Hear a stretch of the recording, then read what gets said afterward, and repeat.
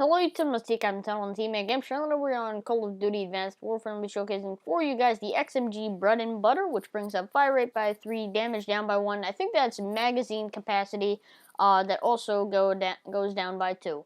Now, I've said this multiple times before. I said it when I showcased a version of the SAC 3. I don't really like dual-wield weapons that much.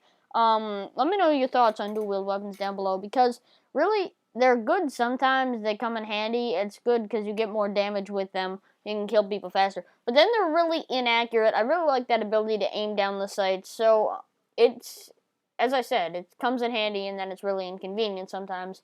So let me know if you guys have this variant, if you enjoy it. Personally, as I said, I don't like dual wield guns, but this variant, it does some good things to the gun. And the negative in comparison to the positive of it makes it really worth it.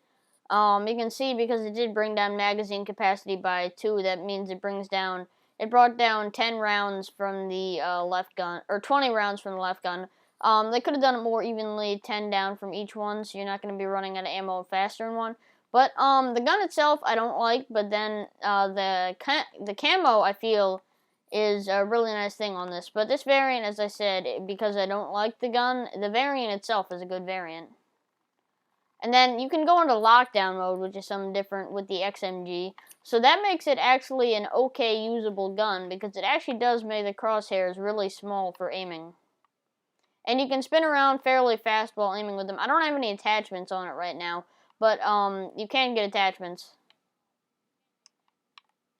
And it's on the front of it. You can see it's a dual weapon, as I said already. But you can see it's kind of like a rotating barrel at the front, which is interesting.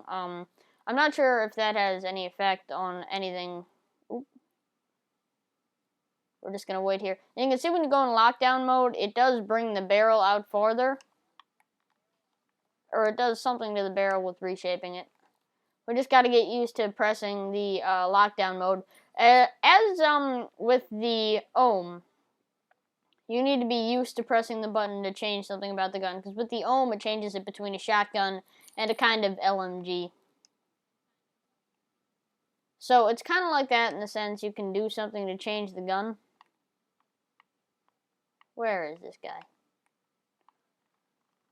Okay, there we go. First kill. First kill. We're probably not going to do that well, because as I said, it's a dual-wield gun, so it's not really a gun you can expect to do consistently well with. Oh, I keep only pressing the right trigger. So that's something to get used to, too, if you don't normally use dual-wield guns. He had 10 hip-fire kills. Well, I don't know what other kind of kill we're going to get with it. And then that's another point with this gun. This doesn't really have to do with anything. It's just a thing that I have just noticed just now looking at it. There are sights on top of both of the guns. Both of the ones you're holding. So I'm thinking, why are they there if it's a dual-wield gun? There's really no point in them. So that, I don't understand why that's there. Maybe it's just the way they designed it, because the gun I guess you could use in reality as a non-dual wield, but in this it's just dual wield. So don't, like, those long range kills like that are for the most part going to be impossible unless you're really good with aiming with the small crosshairs. With the small crosshairs though, it's a bit more possible, as I said. Oh. Was that guy sniping? What was he using? So it's more than a lot of others. It's an on and off weapon. I mentioned this with a lot of the guns that I showcase, whether it be their elite variant or their gun or the gun itself, for the fact of it's a class setup. But there's a lot of guns. Actually, this applies to most guns. That it's very on and off. You're not always going to do good. But with this gun especially, and as I mentioned with the ohm, and there are a few guns that it's more noticeable that you're going to do really good sometimes and then really bad sometimes. And as I said though, it's visible in all weapons. It's just more visible in certain weapons. And this is, as I said, it's one of those. But let me know if you guys do like using it, because sometimes it's just fun to mess around with because of what the gun is. Are we gonna be able to get that? No, we're not. Where is that guy? Let's get him.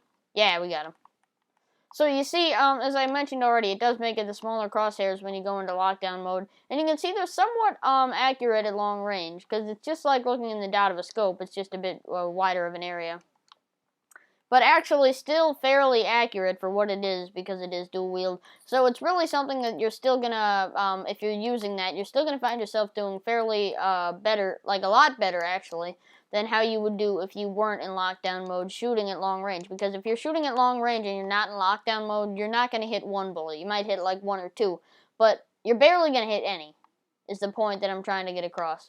Now the one problem with lockdown mode is you can't move while you're in it. It's kind of like being a what's the word I'm thinking of?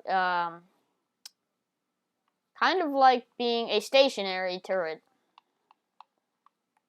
Then in a range like that, even sometimes you won't be accurate enough to kill someone. But then when you're right up close to them, you're gonna find yourself out shooting guns that are SMGs and stuff, because it is dual wield.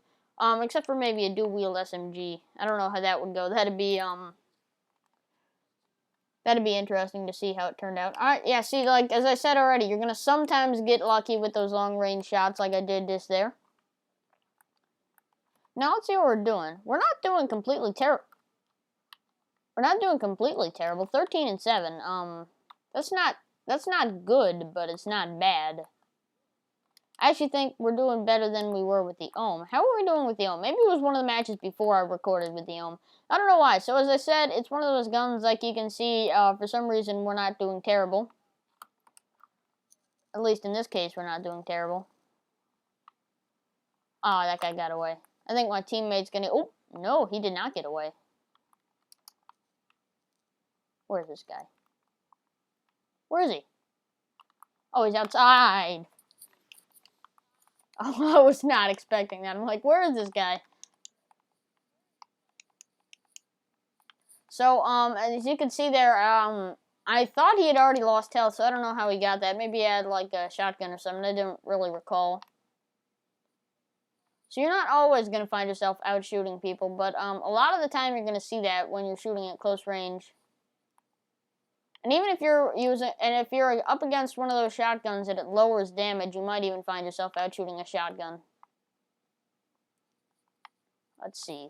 I don't really know why I have gung-ho on. I don't think that has any effect with this gun, because I'm pretty sure you can still shoot while you're running either way, unless you aim them down, because I think you can't shoot with the SAC-3 normally while you're running.